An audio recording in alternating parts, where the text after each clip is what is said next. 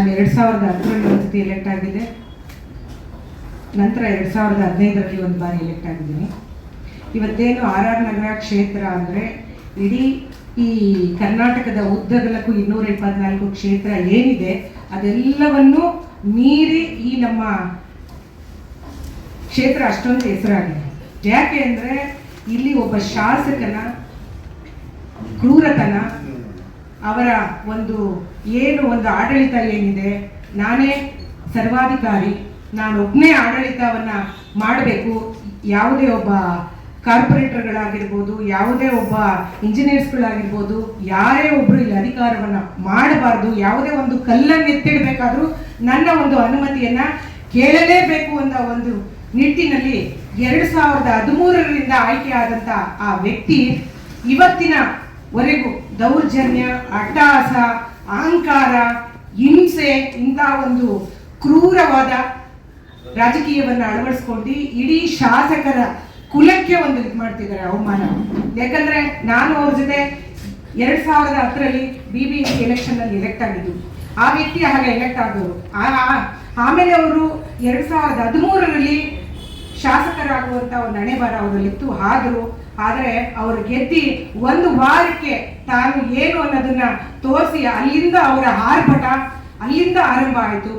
ತದನಂತರ ಅವರು 2018ರಲ್ಲಿಯೂ ಅವರು ಎಲೆಕ್ಷನ್ಗೆ ನಿಂತರು, ಆಮೇಲೆ ಅವರು ಗೆದ್ದರು, ಆಮೇಲೆ ಅವರು BJPಗೆ ಹೋದರು, ಆಮೇಲೆ ಬೈ ಎಲೆಕ್ಷನ್ ಆಯಿತು. ಆ ಟೈಮಲ್ಲಿ ನಮ್ಮ ಕುಸುಮಾ ಮೇಡಮ್ ಅವರು ಕಾಂಗ್ರೆಸ್ ಪಕ್ಷದಿಂದ ಅಭ್ಯರ್ಥಿಯಾಗಿ ಅವರನ್ನು ಕಣಕ್ಕಿಳಿಸಿತು. ಆ ಟೈಮಲ್ಲಿ ಬಹಳ ಹೋರಾಟ ಮಾಡಿ ಕಾಂಗ್ರೆಸ್ಸಿನ ಕಾರ್ಯಕರ್ತರುಗಳು, ಮುಖಂಡರುಗಳು, ನಾಯಕರುಗಳು ಎಲ್ಲರೂ ಈ ಒಂದು ಕ್ಷೇತ್ರದ ದೌರ್ಜನ್ಯವನ್ನ ಮಟ್ಟ ಹಾಕಿ ಒಂದು ಉತ್ತಮ ವ್ಯಕ್ತಿಯಾಯ ಒಂದು ಆಡಳಿತವನ್ನ ನೀಡಬೇಕು ಅಂತ ಹೇಳಿ ಕುಸುಮಾ ಅವ್ರನ್ನ ಆರಿಸಿದ್ರು. ಆ ಒಂದು ಟೈಮಲ್ಲಿ ಆಗಿಲ್ಲ, ಆ ಬಾರಿ ಅವ್ರು ಸೋತರು. ನಂತರ 23ರಲ್ಲೂ ಅವರ ವಿರುದ್ಧ ಸ್ಪರ್ಧಿಸಿದ್ರು. ಆ ಟೈಮಲ್ಲೂ ಅವ್ರ ಮೇಲೆ ಇಲ್ಲ ಸಲ್ಲದ ಆರೋಪ, ಒಂದು ಹೆಣ್ಣು ಅನ್ನೋ ಒಂದು ನೇಮನ್ನ ಇಟ್ಟುಕೊಂಡು ಯಾವ ರೀತಿ ಅವರು ಗಂಡನನ್ನ ಕಳೆದುಕೊಂಡ ಮುಂಡೆ ಅನ್ನೋ ಒಂಥರ ಭಾಷೆಗಳನ್ನು ಉಪಯೋಗಿಸಿ ಆ ಚಿಕ್ಕ ವಯಸ್ಸಿನಲ್ಲಿ ಅವರು ಆಲ್ರೆಡಿ ನೊಂದಿ ಬೆಂದಿ ಒಬ್ಬ IAS ಅಧಿಕಾರಿಯ ಪತ್ನಿಯಾಗಿ ಅದೆಲ್ಲವನ್ನು ಅವರು ಜೀರ್ಣ ಮಾಡಿಕೊಂಡು ನಾನು ಈ ಕ್ಷೇತ್ರಕ್ಕೆ ಬರಬೇಕು, ಇನ್ನೊಮ್ಮೆ ಈ ದುಷ್ಟನನ್ನ ಮಟ್ಟ ಹಾಕಿ ಈ ಕ್ಷೇತ್ರದಲ್ಲಿರುವ ಎಲ್ಲ ನಮ್ಮ ಹೆಣ್ಣು ಮಕ್ಕಳನ್ನ ಕಾಪಾಡಬೇಕು ಅನ್ನೋ ಒಂದು ದೃಷ್ಟಿಯಲ್ಲಿ ಅವ್ರು ನಿಂತರು. ಆ ಟೈಮಲ್ಲೂ ಅವರು ಬಹಳ ಹಿಂಸೆಗಳನ್ನ ಕೊಟ್ಟರು. ಅವ್ರ ವಿರುದ್ಧ ಪ್ರಚೋದನೆಗಳಾಗಿರ್ಬೋದು, ಗಂಡನ ಕಾರಣಕ್ಕೆ, ಸಾವಿನ ಕಾರಣಕ್ಕೆ ಕಾಂಗ್ರೆಸ್ ಅನ್ನೋ ಒಂದು ಪಟ್ಟವನ್ನ ಇಟ್ಟಿ ಅದನ್ನೇ ದೊಡ್ಡ ಇಶ್ಯೂಸ್ ಅನ್ನ ಮಾಡಿ ಇವತ್ತಿನವರೆಗೂ ಅವರನ್ನ ಅಣಕಿಸುತ್ತಾ ಅವರನ್ನ ಕುಗ್ಗಿಸುವಂತ ಒಂದು ಪ್ರಯತ್ನವನ್ನ ಅವರು ಮಾಡ್ತಾ ಹೋದ್ರು. ಇದೆಲ್ಲವನ್ನು ಅವರು ಮೆಟ್ ನಿಂತಿ ಅವರ 2ನೇ ಬಾರಿ ಅತಿ ಚಿಕ್ಕ ಮತಗಳ ಅಂತರದಿಂದ ಅವರು ಸೋತಿದ್ರು. ಆ ನಮ್ಮೆಲ್ಲರ ಮನಸ್ಸಿಗೆ ಅವರು ಕಾಂಗ್ರೆಸ್ಸಿನ ಯುವ ನಾಯಕಿ, ನಮ್ಮ ಕ್ಷೇತ್ರದ ನಾಯಕಿ, ನಮ್ಮೆಲ್ಲರ ಹೆಣ್ಣು ಮಕ್ಕಳಿಗೆ ಅವರು ಸ್ಫೂರ್ತಿ ಅಂತ ನಾನು ಇವತ್ತೆಲ್ಲ ನಿಮ್ಮೆದುರು ಹೇಳೋದಕ್ಕೆ ಇಷ್ಟಪಡ್ತೀನಿ. ಇಂಥ ಒಂದು ಸಮಯದಲ್ಲಿ ಸೋತಿದ್ರು ಕುಗ್ಗದೆ ಜಗ್ಗದೆ ಯಾವ ರೀತಿ ಅವರು ಜನಗಳಿಗೆ ಸ್ಪಂದಿಸ್ತಿದ್ರು ಅಂದರೆ ಕ್ಷೇತ್ರದಲ್ಲಿ ಎಲ್ಲೆಡೆಯಲ್ಲೂ ಯಾರೇ ಒಂದು ಕಾರ್ಯಕ್ರಮಕ್ಕೆ ಆಹ್ವಾನಿಸಿದ್ರು ಅಲ್ಲಿ ಹೋಗಿ ಅವರದ್ದೇ ಆದಂಥ ವ್ಯಕ್ತಿತ್ವವನ್ನ ಬೆಳೆಸ್ಕೊಂಡು ನಾನು ಸೋತಿಲ್ಲ, ಗೆದ್ದಿದ್ದೀನಿ, ಇದು ಆರಂಭದ ಯುದ್ಧ ಅನ್ಕೊಂಡು ಹೆಜ್ಜೆಗಳನ್ನ ಇಡ್ತಾ ಹೋದ್ರು.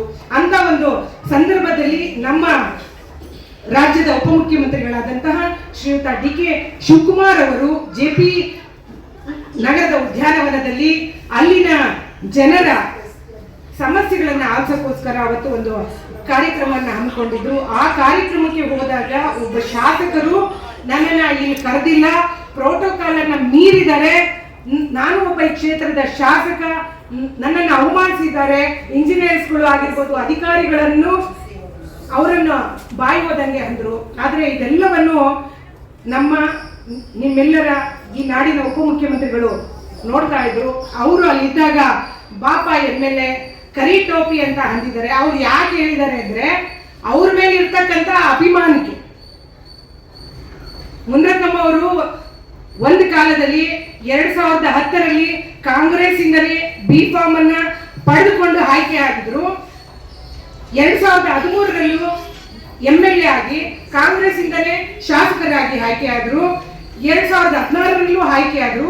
ಈ ಒಂದು ಇದರಲ್ಲಿ ಒಂದು ಆತ್ಮೀಯತೆಯಿಂದ ಅವ್ರ ಮೇಲಿರ್ತಕ್ಕಂಥ ಅಭಿಮಾನಕ್ಕೆ ಕರಿ ಟೋಪಿ ಬಾಪ ಅನ್ನೋದನ್ನೇ ದೊಡ್ಡ ಮಟ್ಟದಲ್ಲಿ ಬಿಂಬಿಸುವಂತ ಅಗತ್ಯ ಇರಲಿಲ್ಲ ಅಂತ ಅನಿಸ್ತು. ಏನೋ ಅವರು ಜೋಕ್ ಆಗಿ ಹೇಳಿದ್ದಾರೆ ಅಷ್ಟೇ ಅದನ್ನ. ಜೊತೆಗೆ ಆದ್ರೂ ಅವರ ಒಂದು ಇದರಲ್ಲಿ ಅವ್ರನ್ನ ಕರೆದು ಇಲ್ಲಿ ಕುತ್ಕೋ ಬಾಪ ಅಂತ ಹೇಳಿದ್ದಾರೆ. ಅವರ ಏನು ಒಂದು ಸಹಕಾರದ ಇತ್ತು ಅದನ್ನ ಅವ್ರು ಉಪಯೋಗಿಸ್ಕೊಂಡಿದ್ದಾರೆ. ಆದ್ರೆ ಅವ್ರು ಬಂದು ದೌರ್ಜನ್ಯದಿಂದ ಮೈಕನ್ನ ಕಿತ್ತಿಕೊಂಡು ನನಗೆ ಇದು ಮಾಡಿದ್ದಾರೆ, ಅವಮಾನ ಅಂತ ಹೇಳಿ ಇದು ಮಾಡಿದ್ದಾರೆ. ನಾನು ಹೇಳೋದು, ಶಾಸಕರಿಗೆ ಆಹ್ವಾನ ಇಲ್ಲ ಅಂದಮೇಲೆ ಅವರು ಅಷ್ಟ ದೊಡ್ಡ ಶಾಸಕರಾಗಿ 3 ಬಾರಿ ಶಾಸಕನಾಗಿ ಆ ಕಾರ್ಯಕ್ರಮಕ್ಕೆ ಹೋಗಲೇಬಾರ್ದಾಗಿತ್ತು. ಅವರಿಗೆ ಆಹ್ವಾನ ಇಲ್ಲ ಅಂದಮೇಲೆ ಅವ್ರದೇ ಆದಂತಹ ಬಿಜೆಪಿಯ ಆಫೀಸ್ ಇತ್ತು, ಅಲ್ಲಿ ಹೋಗಿ ಅವರು ಕಂಪ್ಲೇಂಟ್ ಇದು ಮಾಡಬಹುದಾಯಿತು, ಪ್ರೊಟೆಸ್ಟ್ ಇತ್ತು.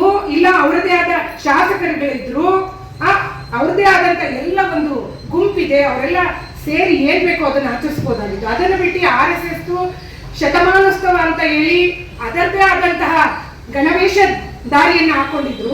ಅದನ್ನ ಇಟ್ಕೊಂಡು ಅವರೇ ಹೋಗಿ ಅವ್ರ ಸಭ್ಯತೆಯನ್ನ ಅಸಭ್ಯತೆಯಾಗಿ ವರ್ತಿಸಿ ನನ್ನ ಟೋಪಿ ಇಕ್ಕಿದ್ರು. ನನ್ನನ್ನು RSS ಇದ್ರಲ್ಲೇ ಅಲ್ಲೇ ಹುಟ್ಟು ಬಿಟ್ಟಿದ್ದಾರೆ, ಅಲ್ಲೇ ಅವ್ರದ್ದು ಜನ್ಮ ಆಗಿದೆ ಅನ್ನೋ ಇದರಲ್ಲಿ ಬಿಂಬಿಸ್ತಾ ಇದ್ರು. ಅಲ್ಲಿ ಕುತ್ಕೊಂಡು ಮಹಾತ್ಮ ಗಾಂಧೀಜಿಯವರ ಒಂದು ಫೋಟೋವನ್ನ ಇಟ್ಕೊಳ್ತಾರೆ. ನಿಜಕ್ಕೂ ಇದು ನಾಚಿಕೆಗೇಡು. ಯಾಕಂದ್ರೆ ಗಾಂಧೀಜಿಯವರ ಫೋಟೋ ಹಿಡಿಯೋಷ್ಟು ಯೋಗ್ಯತೆ ಅವ್ರಿಗಿಲ್ಲ ಅಂತ ನಾನು ಸಹ ಭಾವಿಸ್ತೀನಿ. ಇದನ್ನೆಲ್ಲ ಮಾಡಿದ್ದು ಒಬ್ಬ ಶಾಸಕ.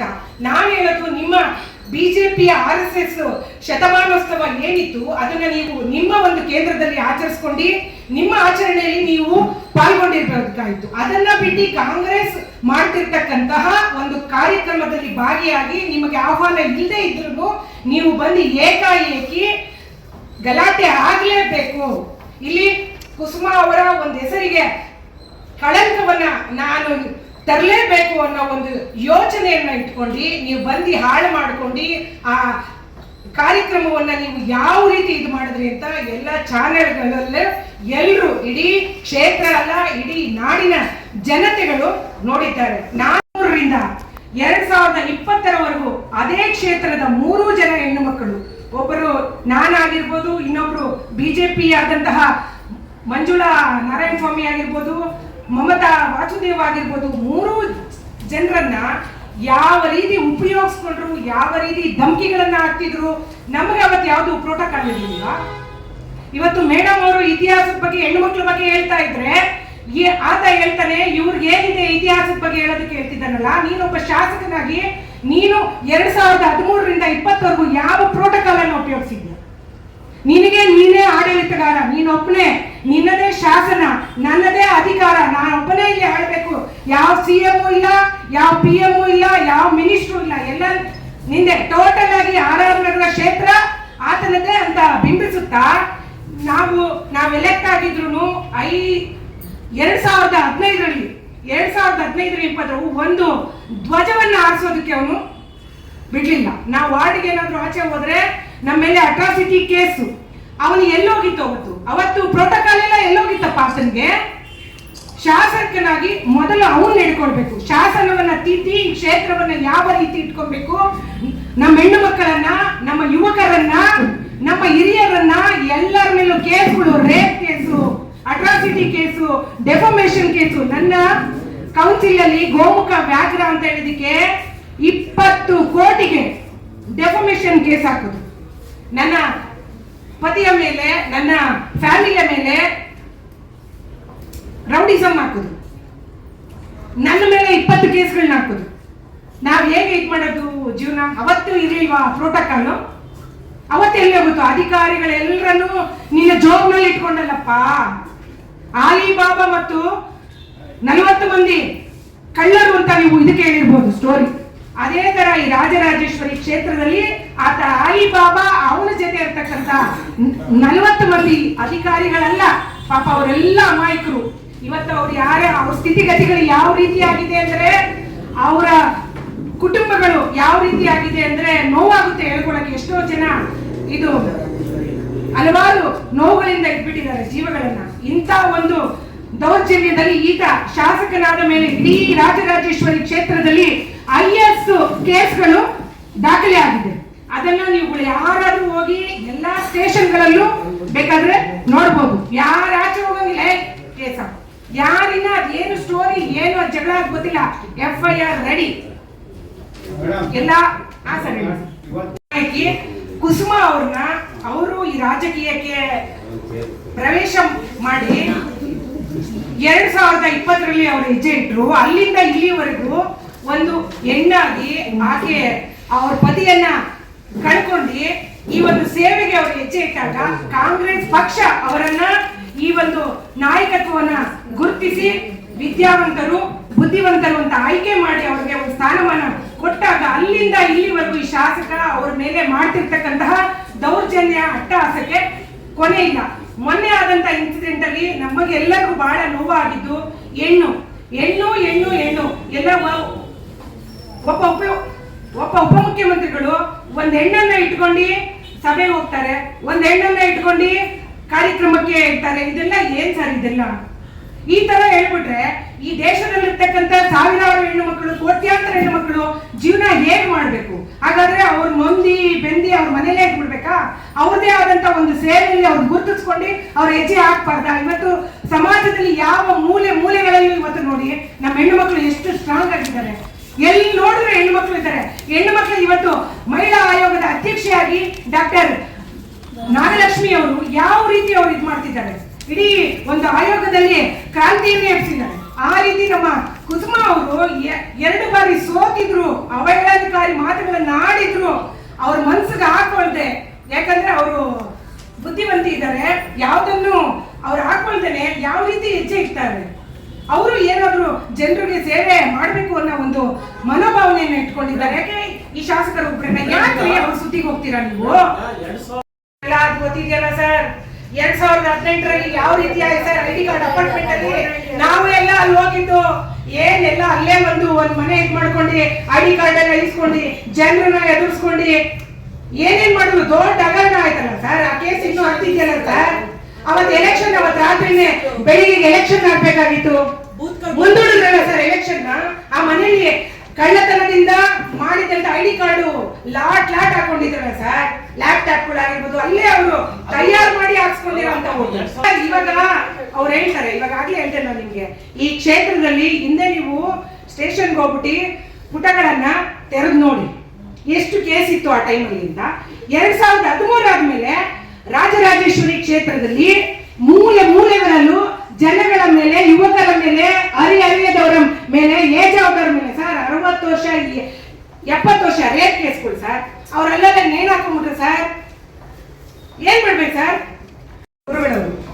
ಅವ್ರು ಏನ್ ಮಾಡಿದ್ರು, ಅವರು ಒಬ್ರು ಶಾಸಕರಾಗಿದ್ರು ಶಿವಕುಮಾರ್ ಅಣ್ಣವರು. ಆ ಟೈಮಲ್ಲಿ ಅವ್ರು ಏನಾದ್ರು KPCC ಅಧ್ಯಕ್ಷರು ಅವಾಗ ಆಗಿದ್ರೆ ನೀವು ಇವಾಗ ಕೇಳುವಂತ ಪ್ರಶ್ನೆಗೆ ಆನ್ಸರ್ ಕೊಡ್ತಿದ್ದಾರೆ. ಮಾರಾಯ ಉಪ್ಪು ತಿಂದ ಮೇಲೆ ನೀರ್ನ ಕುಡಿಲೇಬೇಕು. ಕರ್ಮ ಅನ್ನೋದಿದೆಯಲ್ಲ, ದೇವರು ಒಂದು ಪಕ್ಷ ಎಲ್ಲರಿಗೂ ಇಟ್ಕೊಡ್ತಾನಂತೆ ಕ್ಷಮೆ. ಕರ್ಮ ಮಾತ್ರ ಅಡ್ರೆಸ್ ಹುಡುಕೋ ಮುಂದೆ ನಿನಗೇನ್ ತೀರ್ಸ್ಬೇಕು ಅದು ತೀರಿಸ್ತೀನಿ ಅನ್ನುತ್ತಂತೆ. ಅದನ್ನ ಅವರು ಮಾಡ್ತಾ ಇದ್ದಾರೆ. ಇನ್ನು ಮುಂದೇನಾದ್ರೂ ನಾನು ಈ ವೇದಿಕೆ ನೋಡ್ಕೊಳ್ಳೋಕೆ ಇಷ್ಟಪಡ್ತೀನಿ.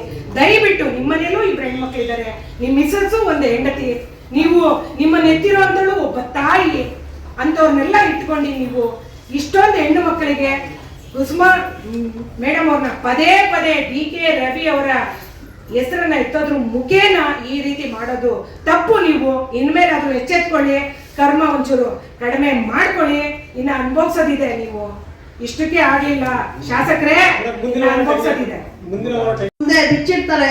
ಎಲ್ಲಿ ನನಗೆ ಅವಹೇಳನ ಆಗುತ್ತೋ ಅಂತ ತಿಳ್ಕೊಂಡು ಅಲ್ಲಿ ಏನಾರ ಒಂದು ಗಲಾಟೆ ಎಬ್ಬಿಸ್ಬೇಕು, ಇದನ್ನ ಮರುಮಾಚಬೇಕು ಅಂತ ಅಂದ್ಬಿಟ್ಟು ಅವ್ರು ಬಂದು ಗಲಾಟೆ ಮಾಡಬೇಕು ಅಂತಾನೆ ಅಲ್ಲಿ ಈ ಒಂದು ಏನೋ ಅದೇ ಒಂದು ಗಲಾಟೆ, ಅದನ್ನೇ ನಾನು ಇಲ್ಲಿ ದೊಡ್ಡ ಇಶ್ಯೂ ಆಗಿ ಪರಿವರ್ತನೆ ಮಾಡಬೇಕು ಅಂತಾನೆ ಆ ಥರ ಮಾಡಿದ್ದಾರೆ. ಸೊ ಇನ್ನೊಂದು, ಯುವ ನಾಯಕಿ ಕುಸುಮಾ ಹನುಮಂತರಾಯಪ್ಪರು ಮುನಿರತ್ನಗೆ ಏನು ಮಾಡಿದ್ದಾರೆ? ಯಾವ್ದಾರ ದೌರ್ಜನ್ಯ ಮಾಡಿದಾರ?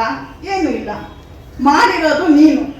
ಎಲ್ಲೇ ಹೋದ್ರೂ ಅವ್ರಿಗೆ ಹುಡುಗರನ್ನ ಬಿಡೋದು, ಒಡೆಯ ಕೊಡೋದು, ಗೂಂಡಗಳನ್ನ ಕಳಿಸೋದು, ಎಲೆಕ್ಷನ್ ಟೈಮಲ್ಲಿ ಎಲ್ಲ ಹೆಣ್ಮಕ್ಳುಗಳ ಮೇಲೂ ಕೇಸ್ ಹಾಕಿರೋದು, ನಮ್ಗಳ ಮೇಲೂ ಎಲ್ಲ ಸ್ಟೇಷನಲ್ಲೂ ಕೇಸ್ ಕೊಡಿವೆ.